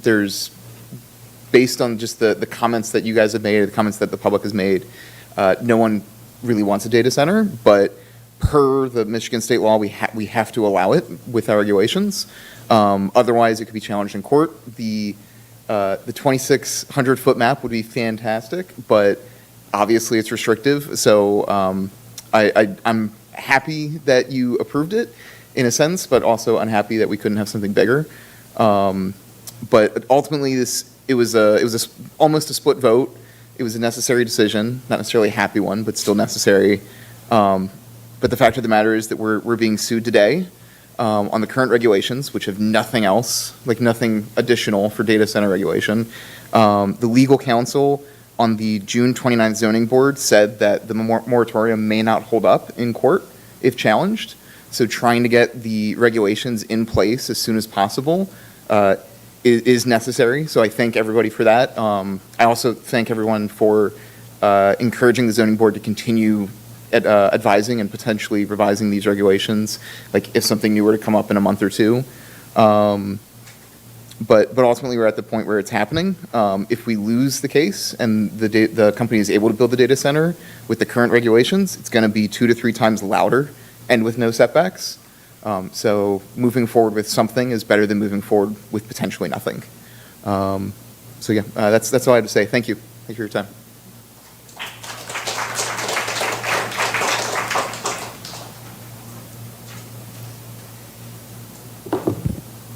Good evening. Steve Jobick, I'm at 2017 Teaneck Circle. When I walked into the first meeting of the City Planning Commission back in June, the first one that I had attended, and heard what the initial proposals were, and then when I walked in to the broader council meeting on July 14th, I walked into both of those with a very deep concern that allowing data centers in Wixom was a foregone conclusion and the city was just going through the formalities of making us feel like we were a part of the process and had some kind of say. While I still have concerns, they are no longer to that extreme. I've seen the effort that everybody sitting on this council has done, and I want to thank all of you for taking that time and doing the diligence and being our voice in rooms where we can't be. Understanding that we're now staring down the barrel of a legal battle with the juggernaut of capital that is venture capitalism behind it. If we have to get something on the books now, making that something that we put on the books a compromise isn't the way to go about it. If they're going to use a judge to force us to let them build a data center here, let them also use a judge to try and force us to change our ordinances. On the topic of sound studies, they can be cheated. No different than an emissions test can be cheated. I'd be willing to bet almost everybody in this room tonight remembers the Volkswagen scandal. How do we make sure that a data center doesn't run its generators at a minimum level, if at all, before and during the post-construction sound studies, only to turn their generators on 24/7 after the fact to control their utility costs? Any inch that we give willingly is going to result in miles being taken from this community. Excuse me. It's no secret that in a capitalist system, cost cuts and profit maximizations are the only goals of any corporation. So the question I want each of you to keep in mind is, how will these ordinances protect us from that? If they don't, then that needs to be included. Data centers are not standard industry. They're not warehouses with a single server room, nor are they active logistics hubs with constant truck traffic. Each one of these data centers is the equivalent of a Pittsburgh steel mill at 1/10 the size. That half-mile restriction is a compromise. It should be a mile. I'm sorry. 1 minute.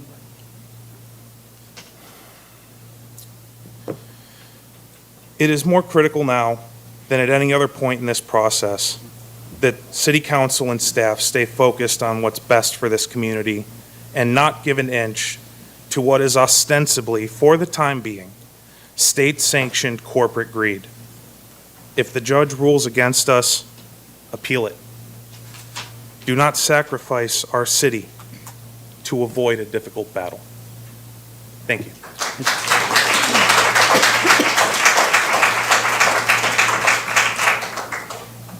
Good evening. I am Jessica Buck. I live at 3014 Madison Street, and I speak tonight as a downtown resident.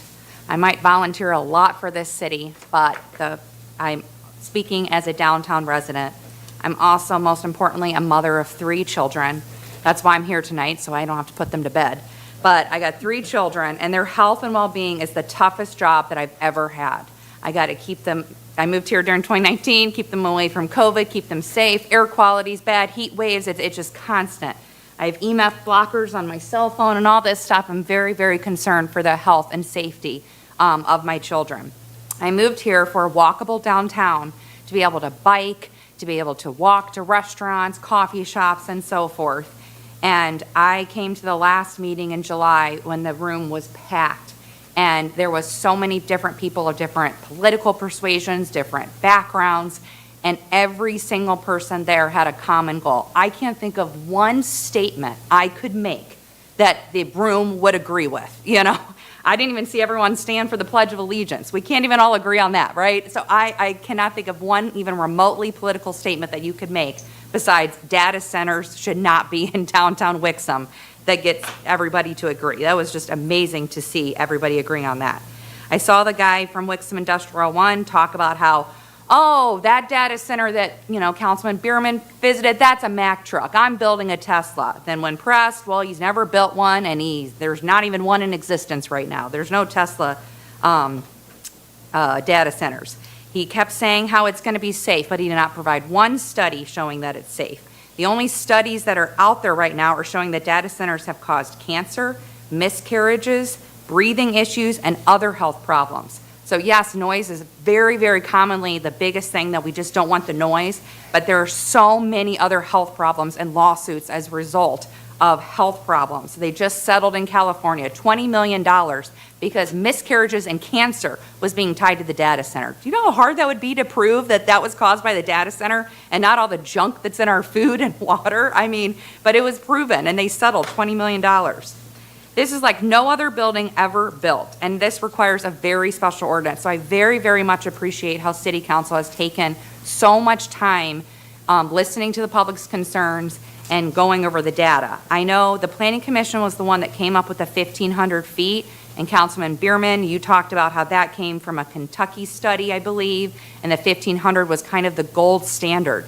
Then I was happy in the packet to see it move up to 2,640 feet, of course, and I have no idea how it just came backdoored into 1,000 feet, and now that's acceptable. I just think as we are one of the first cities in Michigan to make this, we should not be going light on that distance issue. We should be going heavy on that distance issue and farther on that distance issues. And let other cities see what we've done and copy us, not just wait for another city to do it and have them have the courage. You've got the backing of your city right here, right now, to do as far an extensive distance that you could possibly do.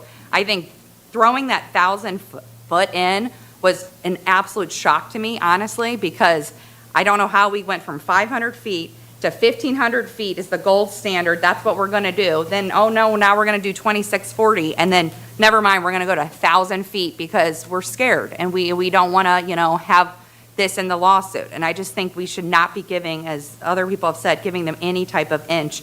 We should be courageous and we should be strong in this fight. Please do not stop fighting for us. Do not roll over with this recent lawsuit. Do not stop fighting for this city. I think if this is built, you're going to lose a lot of residents because people would rather the health and safety of their children than live next to a data center. And I just beg you to not stop fighting for this city, and please extend that moratorium. It's coming up, ending in September. I saw that on the next step possibility, but I didn't see it discussed tonight. Please, please, please extend that moratorium. We still need more time. We still need more sound studies. We still need more studies and data and everything. And please, please don't stop fighting for us. I really appreciate all that you've done so far.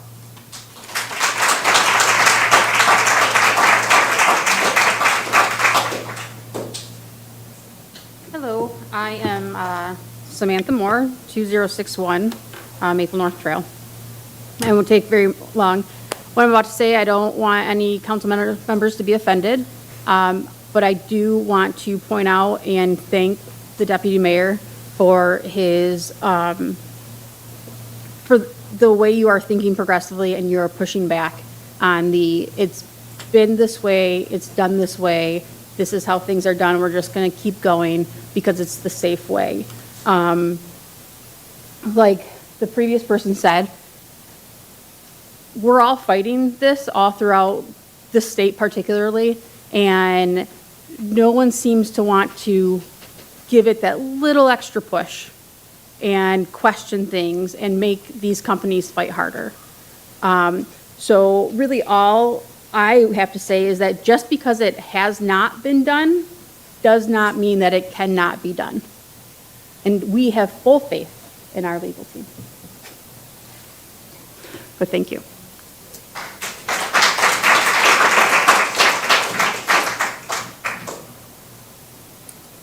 Hello, I'm Michelle Hendrian, Hendrian, and I live at 1935 Hopkins Drive. And I'm going to second the whole thing about going back to the 1,000-foot setback. That was very disturbing to hear. And I hope that we will move forward to get it extended again, too. A couple of things that were of interest to me when I was doing some research recently was that it's on a floodplain, that part of the property. And I was doing some research where a gentleman who actually is in IT and also does I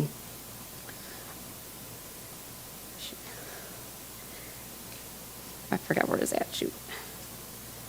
He does consultations and everything for data centers and actually works for data centers. And he specifically said that this should not be built within a half mile of a river, any type of flowing river, creek, and also stated about not being built on a 100-year floodplain. So we need to consider that as well. What safety is that going to do for the local water Also, in regards to the Saline data center, there has been a fight with the Attorney General that they cannot actually see the contract between the data center and DTE. And they've actually been said that certain consumers are going to have an increase. Those have been omitted from what has been able to seen by the public and by other people that can actually advocate for the public. That needs to be, sorry, I don't like talking in public, I apologize. But we need full transparency of the contracts and have people that can advocate for the people, the taxpayers, the community, be in charge and also be allowed to look at them and have a say in what is appropriate. And also making a broad definition of what a data center is, being a high-capacity consumer, and also not just saying a data center, but also a mining center, because those create even more noise and more toxins in the air. So let's also please include them into the conversation as well. And I think that's it for now. So thank you so much for your guys' time.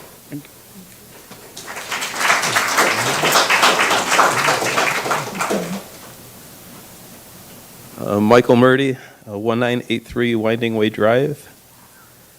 Well, first of all, thank you guys for all your hard work that you've been doing. I was at one of the previous meetings. I was just impressed. I'm going to be opening a small business at 30691 Wixom Road, which is right next to the opening, the driveway to the data center, so I will be their neighbor. I'm going to be working in there. I'm going to have my wife working in there, my son, and then probably my daughter-in-law. And then right next to us is another flooring company that has 3 generations working in that building. And then behind them is another flooring company that has 3 generations also working in the company. So I am concerned for our health, being that close to the data center. We are small businesses. I know we're not large corporations, but when I think of Wixom as a small city. It's a small neighborhood with the small downtown, and I know we have other large corporations throughout the city. And in the past, we've had those corporations who have had spills and probably noise ordinances and other things that have been broken. And it seems like it's usually just my bad, sorry for that, pay for the fines, and then kind of move on, kind of a once every 3-year incident. But with the data center, my concern is it's going to be constant. There's going to be that constant magnetic flux. There's going to be the constant hum. My family, we're going to be right in the middle of it. So I am concerned about that. They have linked things to cancer, leukemia. I know they haven't said it's the data center itself because those are still new. But it is that magnetic flux that is linked to that. And I personally think that they pick cities like Wixom because it's easier than fighting a larger city. So I just ask you guys to make it a hard fight. If they're going to fight us, please fight back. Thank you.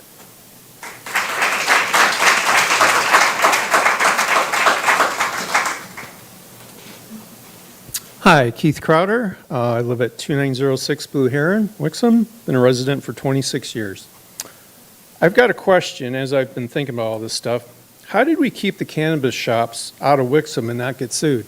I'm pretty sure they tried getting in here. Maybe I'm mistaken, but just something that dawned on me. And then regarding the setback of 2640, realistically, I think it might be unrealistic based on it basically blocks everybody out, so I get that part.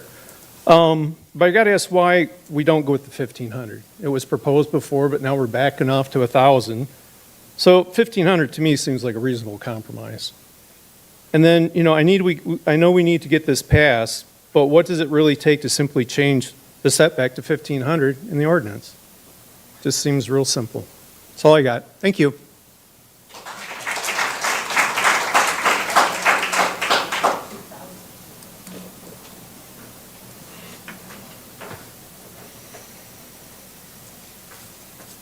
Greetings again, Michael Moore, 2061 Maple North Trail.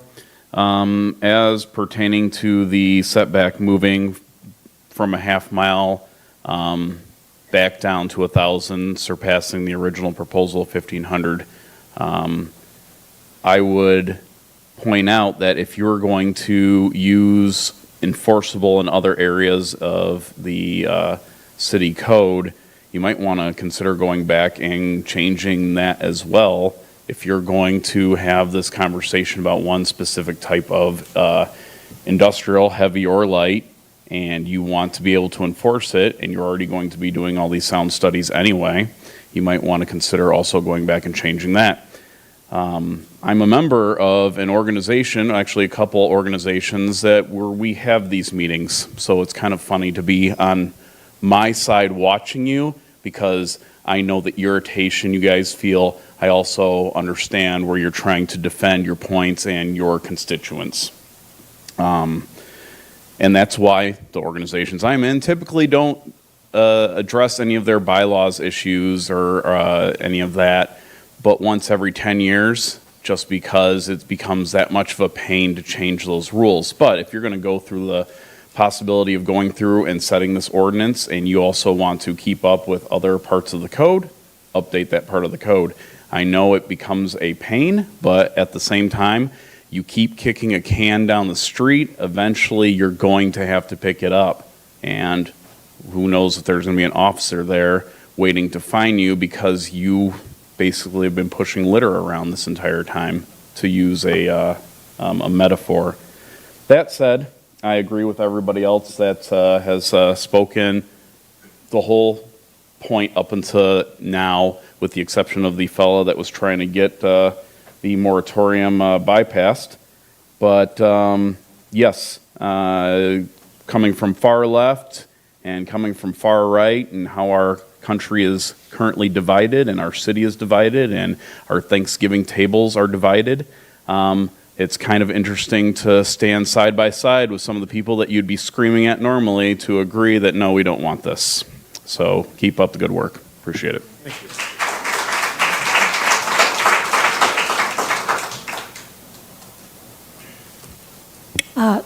Excuse me, Linda Grandy. Last name is Degrande, 3241 Potter Road. I'm going to keep it short and sweet. If we're the first city to enact these ordinances, why don't we set a gold standard? Why don't we set the bar high so that we help other cities in the state of Michigan and across the country set those same standards? We set our bar low, everybody has to set their bar low. In the end, we are David fighting Goliath, and we need to start with a really powerful slingshot, not some low bar. Go high and let everybody else follow us. Thank you.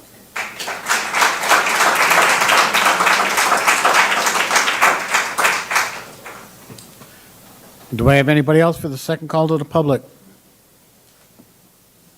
Seeing none, I'm going to close the second call to the public and move on to city manager's comments. City Manager Brown. Thank you, Your Honor. My city manager update, I had one item of information that I included there was the update on the primary election that just took place on August 4th. Had a very successful election conducted in our community. Congratulations to City Clerk Crystal Apolko, Deputy Clerk Carrie Evans, our election inspectors, the Department of Public Works, the Police Department, everybody who assisted with Election Day, and there are many, many people that do that. Some highlights that we wanted to cover there. Polls were open promptly at 7, closed promptly at 8. All 4 precincts successfully operated with no significant issues nor delays. Early voting was conducted and available from July 25th through August 2nd. And absentee voting continued to be a popular voting option. We're going to get to some detail on that in a minute. Election results were reported to the Oakland County people accurately and on time. So some statistics, there were 3,568 Wixom voters that cast ballots. 1,416 voted in person. 82 voted early, and 2,070 voted by absentee ballot. So that's the largest category of voters was absentee ballots. 31% voter turnout compares to about 26 voter turnout in this style of election that occurred 4 years ago. So we had a good turnout experience in Wixom. So appreciate people getting out to vote. Once again, I wanted to say thank you to everybody who participated and supported the 2026 Michigan primary election in Wixom. Help secure an efficient, secure, and successful election for the voters of Wixom. Congratulations again to Clerk Opalko. And you do have something for me that I need to say? Oh, sure. The other thing, I hadn't flipped over the page to go to the dates to remember. Lots of important stuff there. The Stars and Guitars Country Fest being the first thing listed there, and a nice big event that's happening on August 13th this week at 7 p.m. at Sibley Square Park. So I thought I forgot something, but she was just looking out for Parks and Recreation. Assistant City Manager Benson. The only thing I want to say is I just want to give a shout out to all the the staff members who are sitting up here and the ones who aren't, who helped helped set up the room today, who've been involved in this whole ordinance process. Specifically, shout out to Crystal and everything you do to help kind of make this happen. These are very complicated discussions. There's a lot that goes into it, and so I just want to make sure I shout out all the people who've been kind of help trying to work on this with City Council. So thanks to everybody and to City Council members for everything you do related to this, and members of the public who take time out of your days to come join us here, and let alone the folks who are watching at home. That's all I got. Very good. Council comments. Councilmember Behrman. Thank you. Just one of the comments tonight regarding the cannabis shops. Municipalities are allowed to opt in or opt out of cannabis shops via state law. So that's why municipalities can pick whether or not they want or don't want to have a cannabis shop. State law doesn't necessarily work that way for everything. So I would recommend everybody here continue to come to our meetings, continue to share your thoughts with us. We are listening, and we're all working the best we can for the city. But you really need to be sharing your thoughts with your other elected officials that represent you on the state level, because that's really where we need to see some changes done. With regards to the fire department, they had their Camp 911 last week, right? Last week? Mm-hmm. Yeah. And I've had 3 kids have the opportunity to go through that. Every year they do a camp for children between the ages of 9 and 11, where they take our kids for free for a week, and they teach them some life-saving things. Free childcare, but more importantly, it's a really good experience, and my children all speak very highly of it that have gone through it. So keep that in mind next year. If you have children or you know people who have children in the city, it's a great program. They do an awesome job, and I appreciate them. Lastly, the election. Congratulations, Crystal, and your team. And thank you to everybody in the city who supported our library renewal millage. Because without that, you wouldn't have a library. Councilmember Garland Fox. Thank you, Mayor.